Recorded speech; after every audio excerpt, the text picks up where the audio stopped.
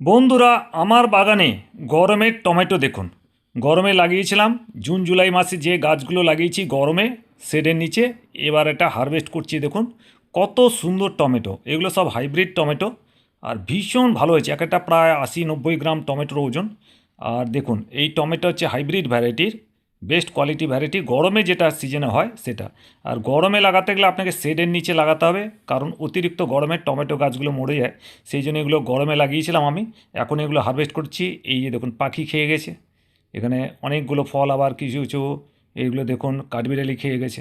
কাঠবিড়ালি পাখি খেতে থাকে, আর আমরা যেগুলো বাঁচে সেগুলো আমরা খাই। গরমের দিনে এগুলো লাগিয়েছিলাম, এবার আমি শীতকালের টমেটো লাগাবো। এগুলো সব হচ্ছে হাইব্রিড ভ্যারাইটি। আর এগুলো এখনও আরও প্রায় 2 মাস ফল দেবে। তার মধ্যে আমরা ওপেন এরিয়ায় বেশ কিছু বীজ লাগিয়েছি এখন। সেই বীজগুলো ছোট ছোট চারা হয়েছে, সেগুলো আমি ওপেন এরিয়া লাগাবো। সেখানে আপনার শীতকালে প্রচুর প্রচুর টমেটো ধরবে। আশা করি ভিডিওটা ভালো লেগেছে। ভালো লাগলে লাইক করুন, শেয়ার করুন।